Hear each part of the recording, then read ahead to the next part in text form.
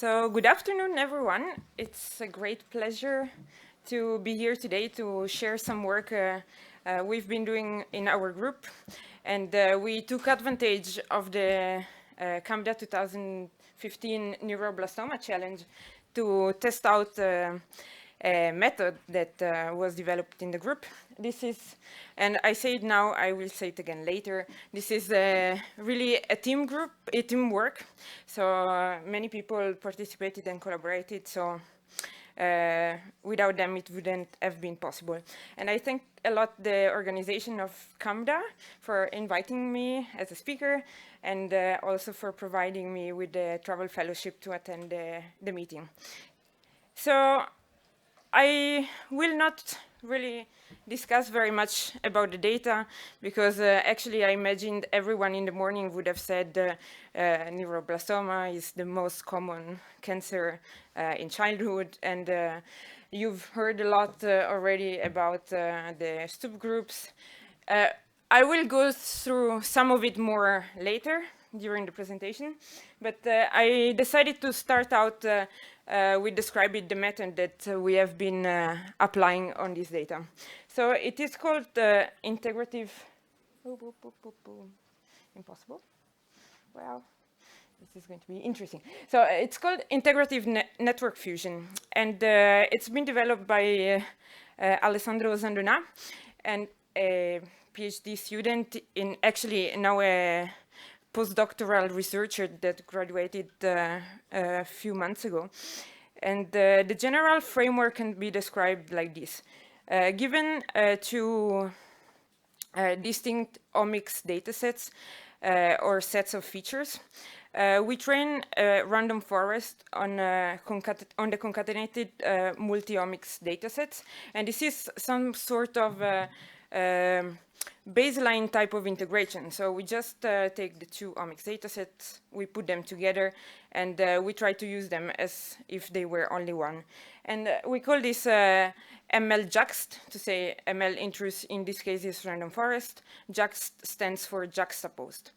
So the second step includes the integration of these multi-omics datasets via a so-called similarity network fusion. So this is an approach that has been published some years ago, and I'm going to talk a little bit later about it, although I'm not going too much into detail because this is not truly the main point of this presentation. But it's still a very important component of the framework. And essentially, the random forest models, after the first round on the juxtaposed datasets, are developed on the integrated data, integrated as performed with the SNF. I will call it SNF for short.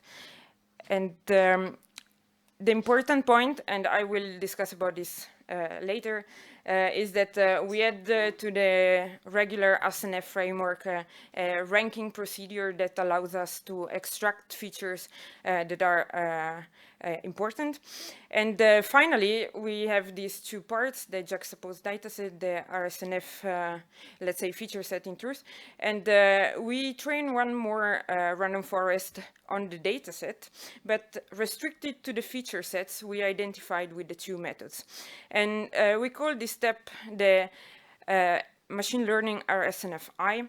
And it's a very crucial step to obtain features that are feature sets that are compact, which is something that has been nicely introduced by the keynote speaker this morning of how important it is for practical applications. So in a more graphical way, this is the Inf Workflow. You see again here. We start with the. Well, I think I will give up pointing because it's a bit too difficult. So we start with the two omics data type. So I do. Thank you. Thank you so much. So we start with the two omics data types. We first perform a round of machine learning on the juxtaposed dataset. We perform a feature ranking via the classifier weights. We do then one round of SNF. We do obtain another list of features. We then perform one more step by we perform one more step as described before by integrating the two feature sets and ranking them using an approach that I will describe in short time. And in the end, we do perform again the classification on the subset of features that we obtain in this way, which gives us an actual idea of how we are doing with our feature selection. So the Similarity Network Fusion, as I mentioned, it was published in Wang et al. By Wang et al. In 2014. And it starts from the basic problem that we are all facing with this challenge. So we have multiple types of omics data, and we want to try to leverage the maximum information out of them.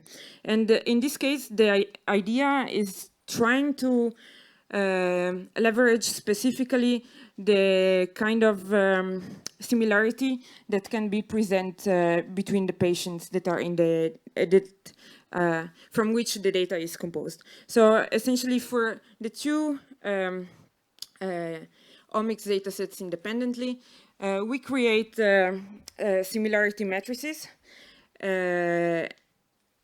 And the similarity matrices is important to remember that are between patients. From these, we create similarity networks. And then we go through a fusion procedure that makes it possible to obtain a single feature, a single network that collects and distills the relationship between patients in the two omics datasets. Again, I'm not going in more detail, so there is this very interesting paper that collects the full information about this, and in case we can discuss about it in the break. So this is the ranking scheme I mentioned before that allows us to make a feature selection. And the basic idea is to build a patient similarity network, a patient network for each of the features taken singularly, and try to assess how much contribution the single feature has for the whole dataset. And we define a consistency score based on normalized mutual information. And it is essentially a way to actually relate the contribution of the feature we are considering to the whole network. And essentially, in the end, all the features are ranked according to the contribution they give in terms of similarity. So one other important point that I've actually almost skipped when I presented the INF network, the INF framework, is that all the analyses are performed within the MEQC2 and SEQC data analysis plan, or DEP, which is one strategy, one analysis approach that was developed within the MEQC-SEQC consortium in order to reduce as much as possible biases that might derive from odd distributions underlying the data, and also to, in the same, also to improve the consistency and the stability of the method. So the basic idea, we already heard similar approaches this morning, is to really keep separated the training and validation data. And as you know by now, like the neuroblastoma dataset, is really already provided in such a way for this kind of approach. And we perform several times. I say here 10, but in truth it can be a choice, a 5-fold cross-validation, which is essentially considering your training set, splitting it into small train test sets and perform one train test round of analysis. It can be any kind of classification. So we perform this multiple times, so we obtain an average classification performance. We decide to evaluate it using the Matthews correlation coefficient, which essentially it's a global indicator of predictive performance. And for what concerns like the very basic understanding, an MCC very close to 0 indicates that we have an almost random classification. And for an MCC close to 1, we have an almost perfect classification. So we do perform this in loops inside here. We come out with a model and a list of features that are the features selected.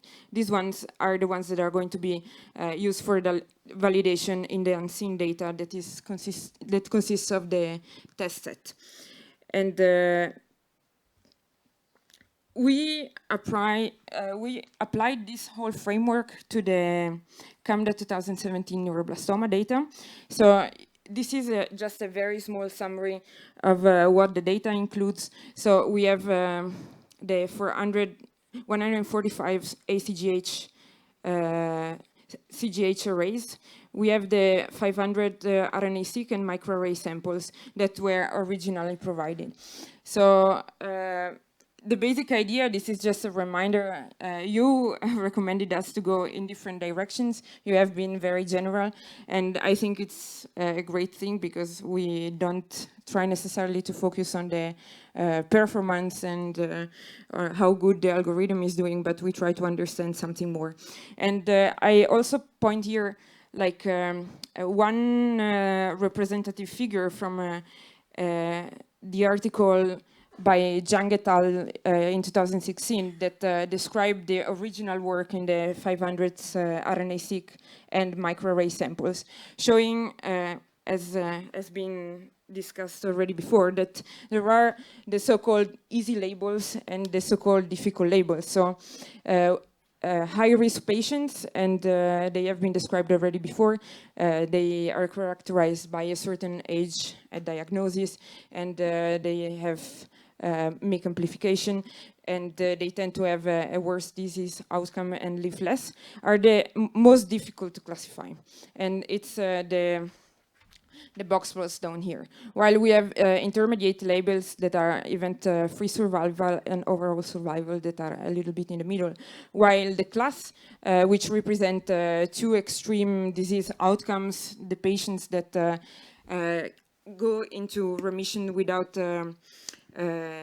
even needing any treatment, and the patients that despite aggressive treatment still die from the disease, are the actually easier ones to classify. And this is the so-called class label, and this is somehow an internal control, which is the gender. So we set out to apply the INF framework on this full dataset because we had actually two levels on which we could possibly conceive integration. We decided to go all the way. So this is just a summary of the number of features after pre-processing, which might be normalization in the case of microarrays.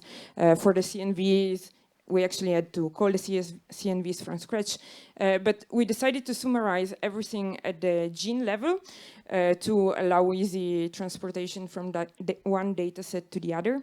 And we also had a little bit of an idea of prior feature reduction, in the sense that in the original set, you can see here that there is a very large number of features.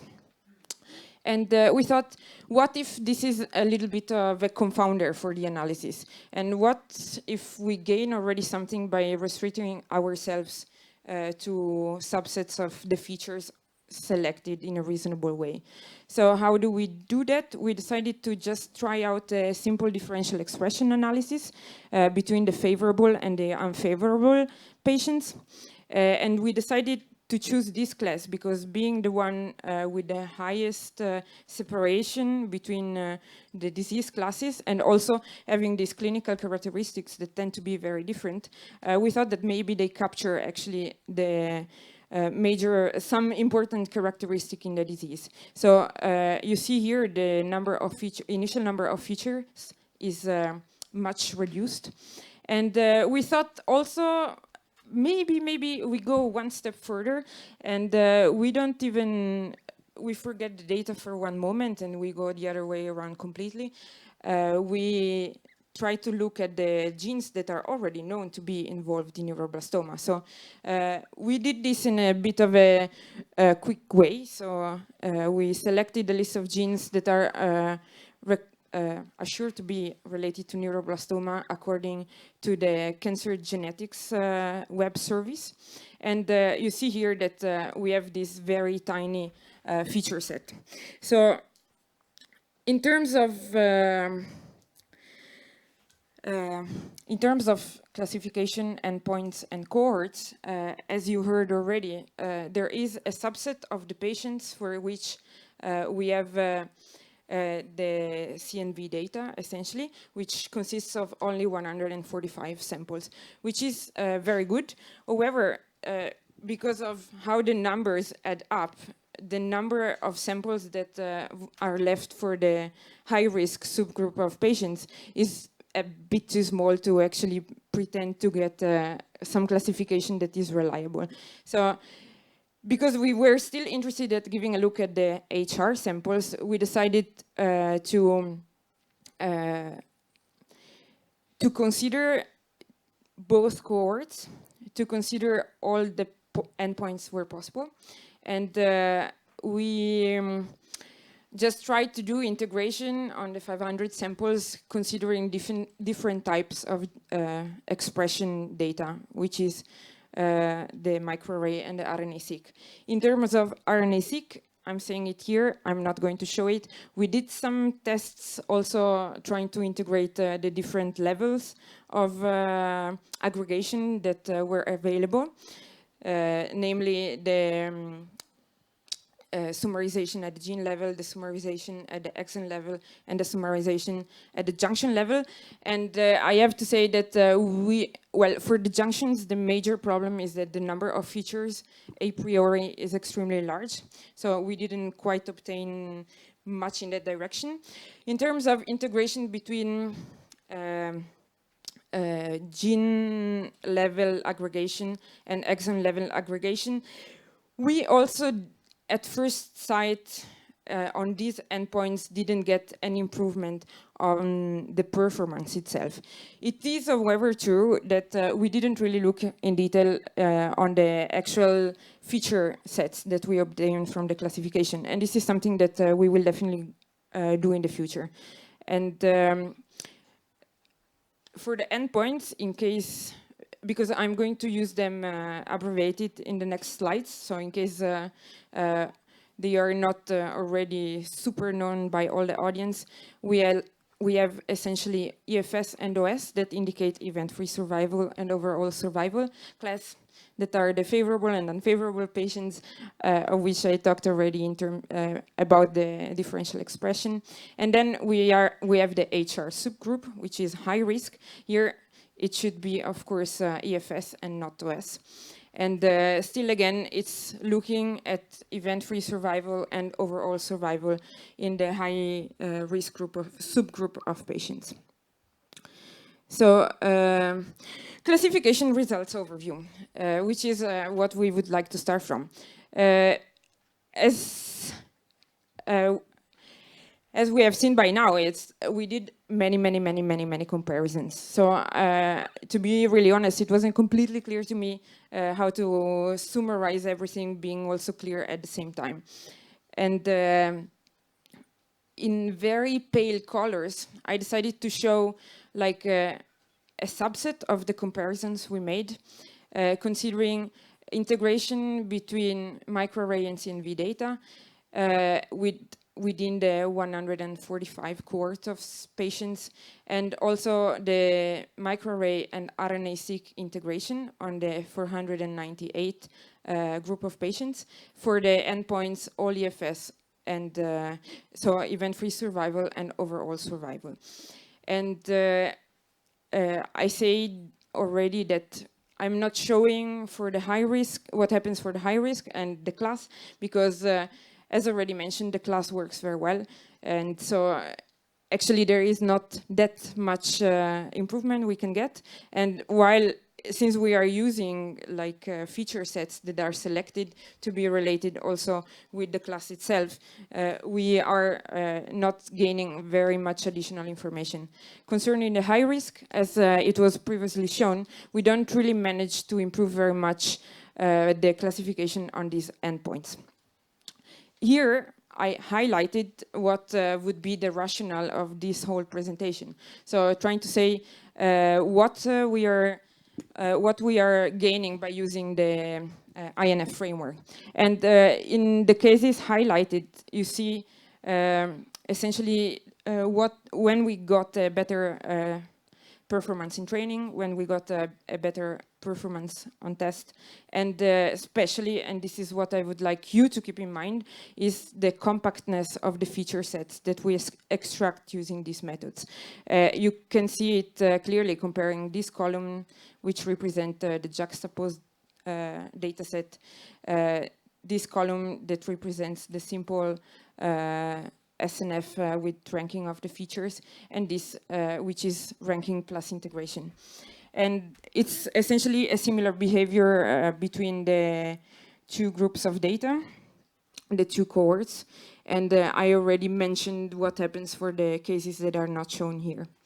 This is just a graphical representation of the two endpoints on the cohort of 145 patients.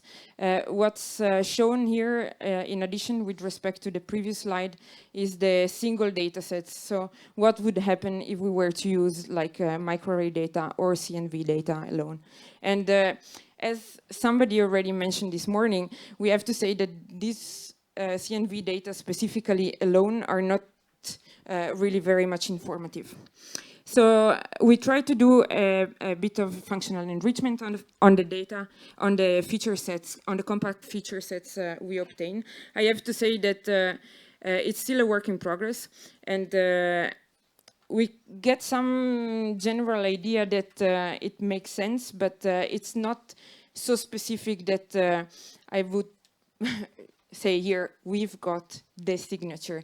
And I think to actually say that we need to do some more work on really mining the information content of these genes.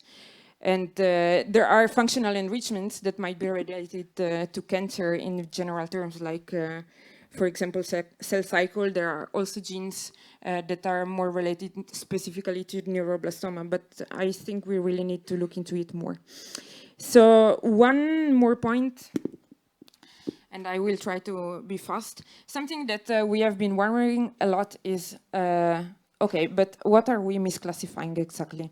And this is something a bit interesting in practice, because it's like gaining some insight of the possible reasons why we are classifying not correctly. So especially by having representation like this, each square is essentially a prediction. On the x-axis, we have the models that we built, either integrated, fused, single data sets. On the y-axis, we have the samples. And we immediately notice that we tend to have very large groups of patients that are well classified and very large group of patients that are not well classified.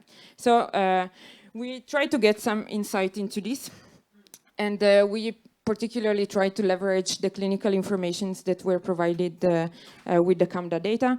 And what we see is kind of promising, but because it looks like that the distribution of the misclassified patients that are here represented in light gray and the correctly classified patients that are represented in dark gray have actually some differences in the underlying distribution of INSS stages, which is another way to actually classifying the neuroblastoma patients. So, for example, for the overall survival, we see that the misclassified tend to be more represented in stages 3 and 4 or 4. On the top, we have the 145 cohort. On the bottom, we have the 498 cohort. They tend to be, which is somehow related because these evaluations are very related between each other. We tend to have more patients that are misclassified in the high-risk group. And also, they tend to be labeled as unfavorable samples. So this gives some hints that probably it's a mixed population to start with in terms of samples that are included in the data.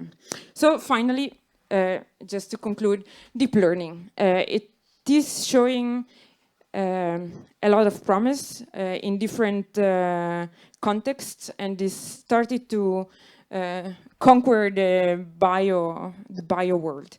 And in particular, well, there has been a lot of applications on very different settings and on very different kinds of omics data.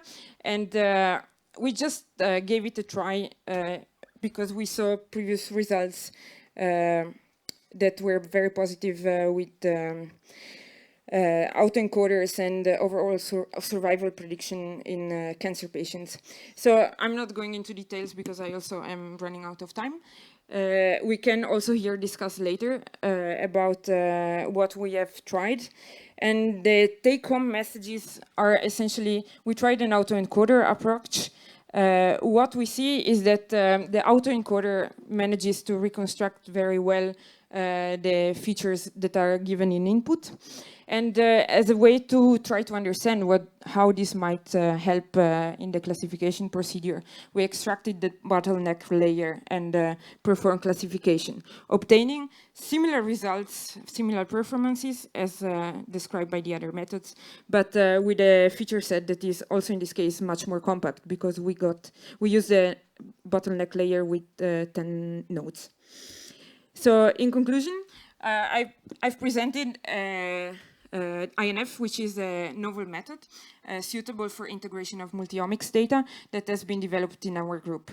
The method has in principle the capability of extracting very compact feature sets. And in the case of CAMDA 2017 data, it helped us to understand something more about classes of patients that are misclassified. And we started out in the application of a deep learning approach, and we have some preliminary results that are promising. And thanks to you all, first of all, for listening, and thank you to all the group members that collaborated in this project, in particular Cesare Furlanello, which is our boss and gives us amazing ideas every day. Marco Chierici and Cetere that have been working with me extensively, and Giuseppe and Alessandro that work a lot on the ranking scheme and on the INF framework. And thank you. Done.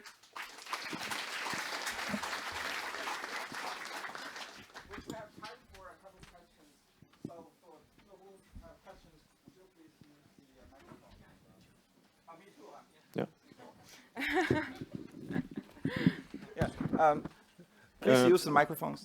I have a question actually about similarity fusion network. Previously, it was applied on other types of cancer, not neuroblastoma, which are more distinct, while neuroblastoma shows more like variability and deviation. Mm-hmm. Did you estimate somehow that this is a suitable method, and did you thought also about some alternative for this? So I have to say that the method itself, like the INF framework overall, was originally developed for a completely different application, which is the classification of inflammatory bowel disease patients based on the microbiota of the gut. And if I think of that as a reference example, I would say there's no reason why it shouldn't work, because in truth, the case of inflammatory bowel disease presents data that is kind of homogeneous, and there are a lot of overlaps. But it is definitely true that something I really want to do, and I didn't do yet, is understand and look at the similarity networks that come out of the method, because I think it's definitely a very strong point, because we might be very happy with the feature set, but it's important to know where it comes from. Yeah, thank you very much.